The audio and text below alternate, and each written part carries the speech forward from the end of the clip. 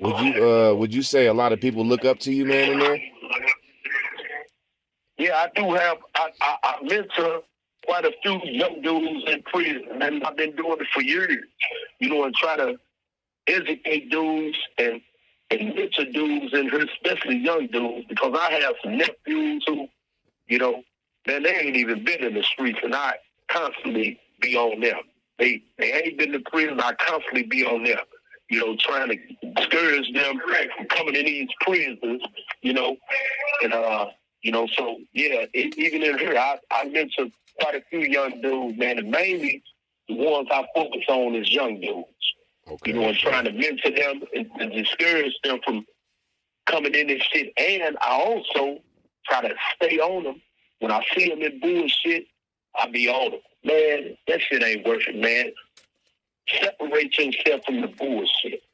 Because that's going to end up keeping you in prison, man, for longer than you have to be in here. Get out there to your family. right. That's what's up. Did part of you ever feel like you stopped being a human being in there, man? No, I never ever felt like that. Never will. Because to start feeling like you no longer a human being, despite how bad these prison administrators treat us sometimes, you know, to start feeling like that means you've been broken. And that's the one thing I never let these people do, is break me or take my mind and just, from me.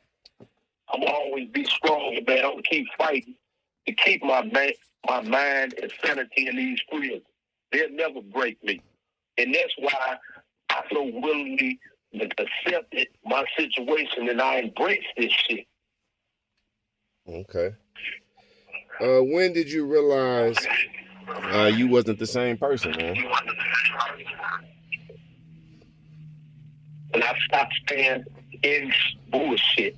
And when I started separating myself from a lot of the mischief and chaos in these prisons, because I always been the person that not the bullshit on the left. I'm not going right. I'm going left. I'm going head first into the bullshit. I want to be right there in the middle of it, in the midst of it. And I'm always going to lock up, administrative segregation, always, into the heart of the bullshit in the prison.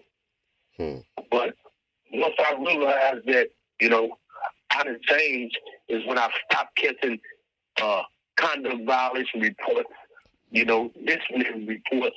I stopped being in a lot of bullshit and I started thinking before I react. That's when I really realized that I changed. When I started really thinking before I jump into situations or react in any type of situation. I didn't used to do no thinking. I used to just jump out there. But now I analyze and think any situation before I even jump in it. So, I don't even catch, I ain't had a conduct violation report in 15 months. I done served altogether a total of 36 calendar years I done served in these prisons in Missouri. And I done did probably at least 20 calendar years in lockup because I always was in the bullshit. I stay in the bullshit. But now, I've never went a whole year turned to violation free. And now I don't even catch violations. I don't be in no bullshit. If I see bullshit on the left, I go right. I stay separated from all of the problems and shit. How did that make you feel, man? Like, I know that got to make you feel good to know that some shit could pop off and you could just, you know what I'm saying, walk away from it other than what you used to do, go straight to it. So how did that make you feel, bro? Yeah, I'm proud of myself and I'm proud of my growth because, I've changed for the better. I'm saying that I'm able to enjoy a lot of the incentives that I can enjoy out here in the general population, now because I don't be open to shit, and,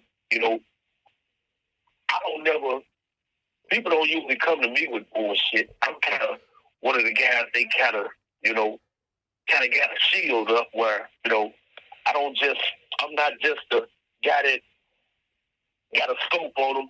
I'm going to just come to Ray with some bullshit.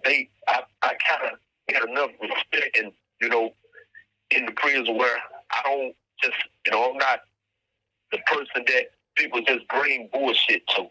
So, I don't, and with that, I just be able to stay out of a lot of shit because I'm not going to create no problem.